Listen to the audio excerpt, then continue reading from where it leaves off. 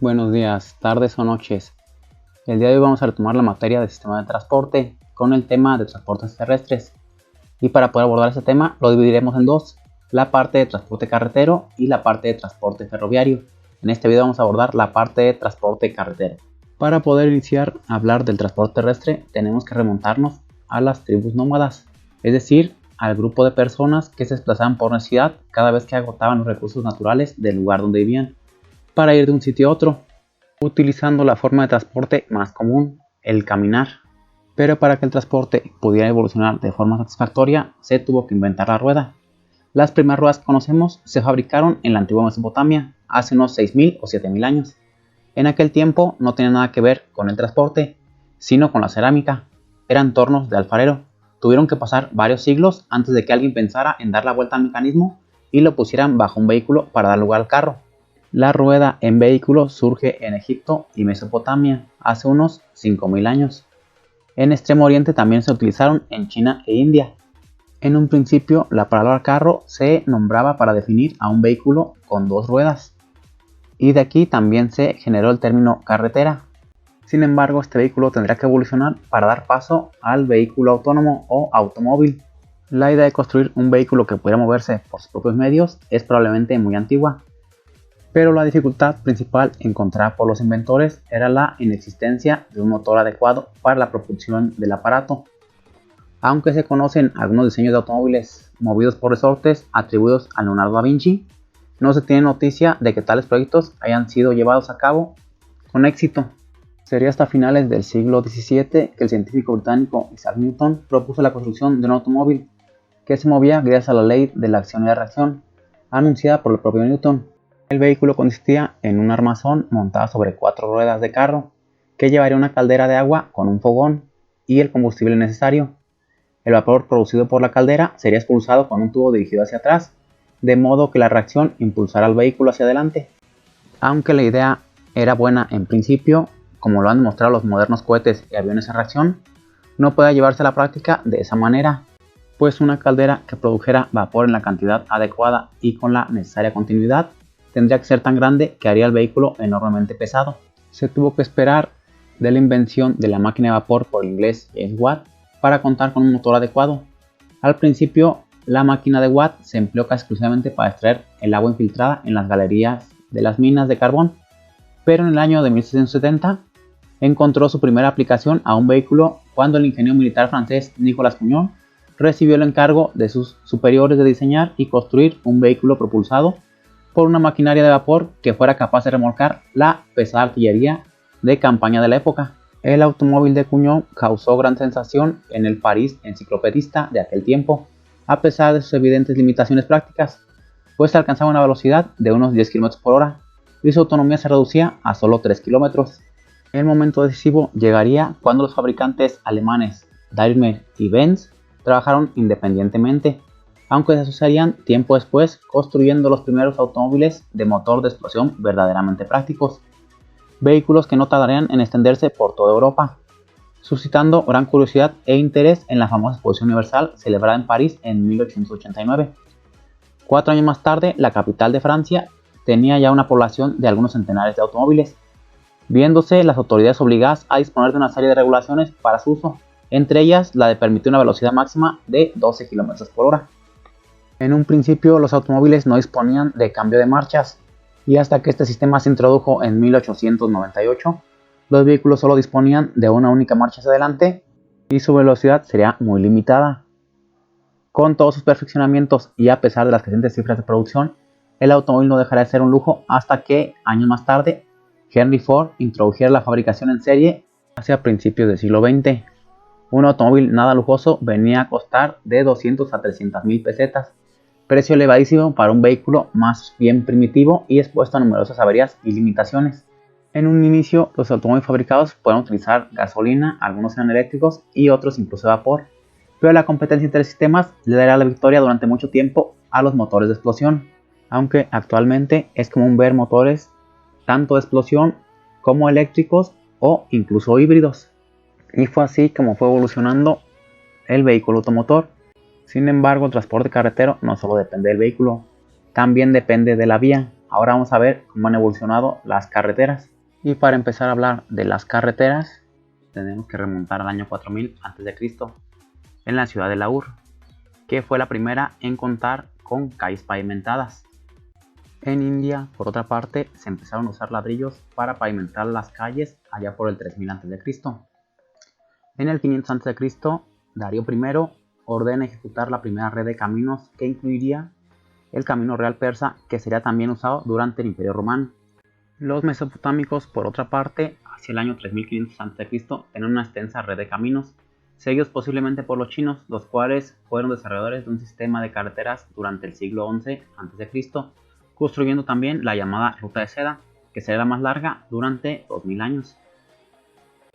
A partir del año 312 a.C., el Imperio Romano comenzó a construir una gran red de calzadas que unía toda Europa y el norte de África mediante 29 grandes arterias, en una gran red que cubría 78.000 kilómetros y que estaba formada de varias capas. Tenía un espesor de 90 a 120 centímetros y estaban normalmente compuestas por 3 capas de piedra argamasadas cada vez más finas, con una capa de bloque de piedra encajadas en la parte superior. Toda persona tenía derecho a usar las calzadas según la ley romana, pero los responsables del mantenimiento eran los habitantes del distrito por el que ésta pasaba. Este sistema era eficaz para mantener las calzadas en buen estado mientras existiera una autoridad central que lo impusiera. Con la ausencia de la autoridad central del Imperio Romano durante la Edad Media, por ahí del siglo X al XV, el sistema de calzadas nacionales empezó a desaparecer. A partir del año 700 después de Cristo, el Imperio Islámico construyó una red de caminos propia. La más sofisticada de estas aparece en Bagdad, donde se usa alquitrán. El alquitrán se extrajo de los pozos petrolíferos de la región mediante una destilación destructiva. Para el siglo XVII, la construcción y el mantenimiento de los caminos británicos dependía de las administraciones locales. Esta situación provocó un irregular estado de las mismas. Para remediar esto, se crearon las primeras vías de peaje en el año de 1706, con el fin de sufragar los costes de mantenimiento de la vía mediante el cobro de tarifas. Sin embargo, en 1844, unos disturbios provocaron la desaparición de este sistema.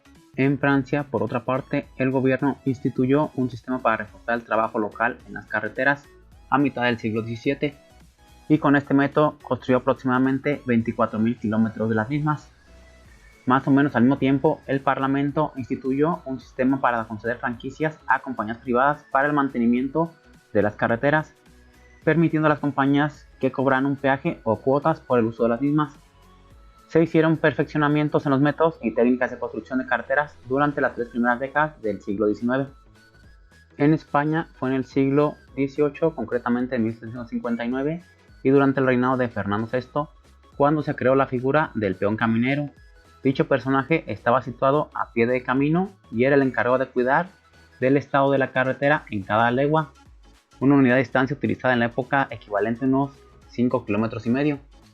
Este pudiera ser el principio de lo que hoy en día es la conservación de caminos. Los ingenieros británicos Thomas Telford y John Law Macmahon y un ingeniero de camino francés, Pierre-Marie Jérôme Tresec, fueron los desarrolladores de revolucionarias técnicas de construcción de caminos. El sistema de Telford implicaba cavar una zanja e instalar cimientos de roca pesada.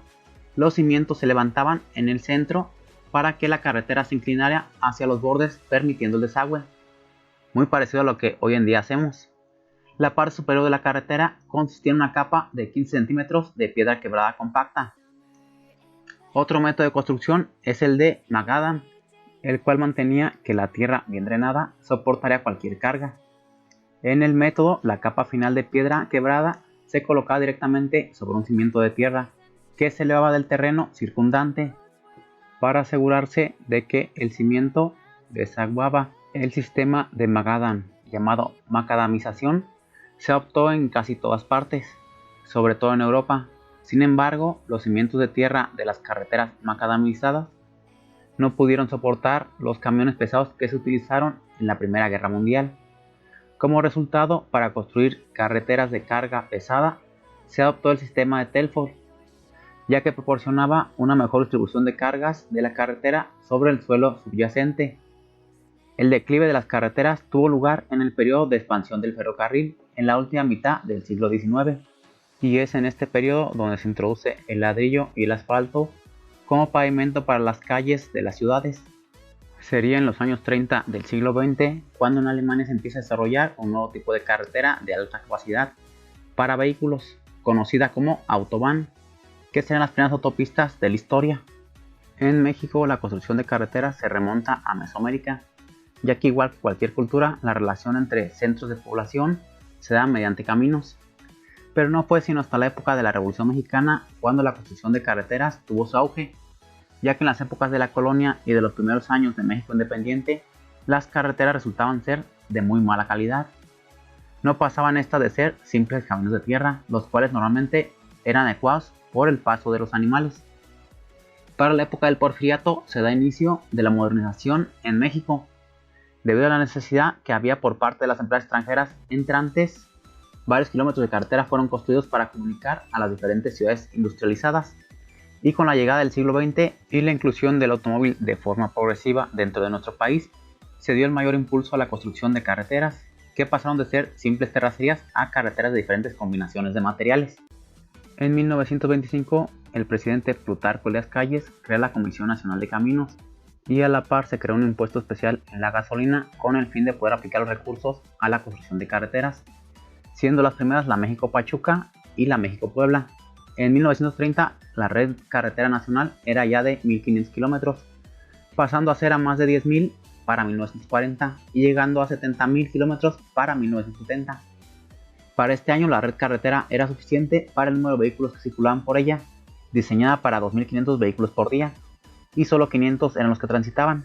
Actualmente la red carretera nacional cuenta con cerca de 400.000 kilómetros, sin embargo solo poco más del 40% es pavimentada. Nuestra red principal de caminos se divide en carreteras primarias, secundarias y terciarias, o las carreteras principales y las carreteras alimentadoras. Dentro de las carreteras principales, México cuenta con un sistema de corredores carreteros que permiten enlazar todo el país. Actualmente se cuenta con 14, entre los que destacan el México-Nogales con ramal a Tijuana, México-Nuevo Laredo con ramal a Piedras Negras, Querétaro-Ciudad Juárez, Acapulco-Tuxpan, Mazatlán-Matamoros, Manzanillo-Tampico con ramal en Lázaro Cárdenas y Ecuandureo, Acapulco-Veracruz, Veracruz-Monterrey con ramal a Matamoros, Transpeninsular de Baja California, el Corredor del Altiplano, el Puebla-Progreso, el Puebla-Oaxaca-Ciudad Hidalgo, el Circuito Transísmico y el Peninsular de Yucatán. Ya para concluir, según el Manual Estadístico del Sector Transporte, publicado todos los años por el Instituto Mexicano de Transporte en su versión 2019, marca como la quinta actividad en generación de Producto Interno Bruto el transporte, y el transporte carretero mueve poco más del 85% de la carga y casi el 97% de los pasajeros. Y es con estos datos que concluimos este tema. Nos vemos en la siguiente clase. Hasta la próxima.